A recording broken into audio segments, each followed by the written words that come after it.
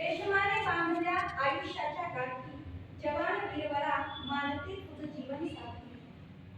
कसे रोखू हे खारे पाणी, निरोप देती पुन्हा नयनाची पाणी.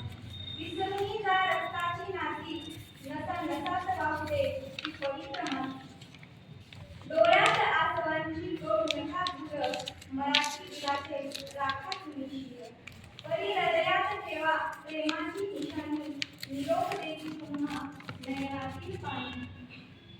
रणांगणी दाखवा पराक्रमाचा तमाशा, शौर्यात तुमच्या दर्यात उद्याच्या आशा. रणांगणी पाहू दे रक्ताची सरिता, परी परतुनी विजयी शीर दाखवा अवघ्या भारता.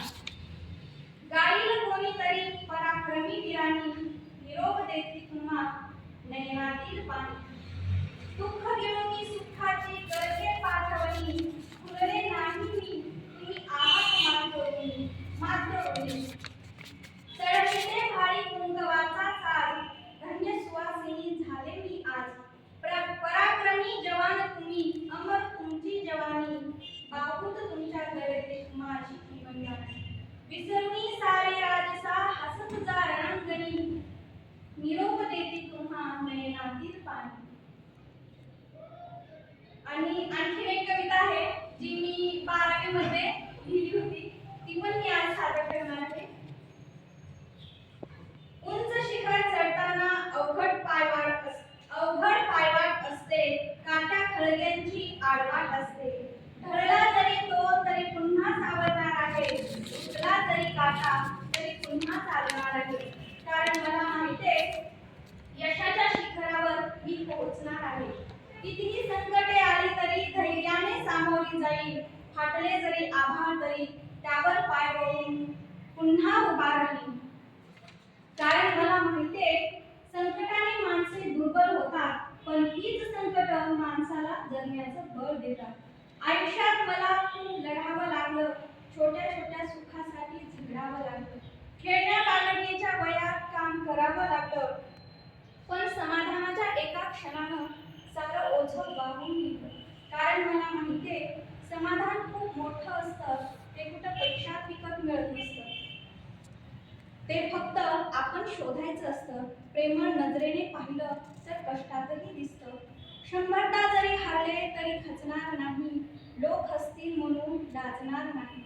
आई वडिलांनी आमच्यासाठी खूप काही केलं, स्वतः मातीत खपून आमचं सोनं केलं. कितीही परतफेड केली तरी यांचा उपकार फिटणार नाही, यांच्या पायाची शपथ मी यांना कधीही विसरणार नाही. कारण मला माहितीये माझ्या यशात माझ्या आई वडिलांचा सिंहाचा वाटा आहे, ज्यांच्यामुळे मला हे आयुष्य मिळालं आहे. माझ्या माणसांसाठी मला जगायचं आहे, काहीतरी बनवून दाखवायचं आहे. अपयशाने माझी पाठ नाही सोडली तरी मीही त्याची पाठ सोडणार नाही. दोघांच्या लढाईत तोच माघार घेणार, कारण मला माहितीये शेवटी का होईना विजयी मीच होणार. मी ठरवलंय आयुष्यात काहीतरी बनायचं, अभिमानानं आयुष्य जगायचं, गरिबांसाठी काहीतरी करायचं, अनाथांना मायेची सावली आणि भुकेलेल्यांना अन्न द्यायचं.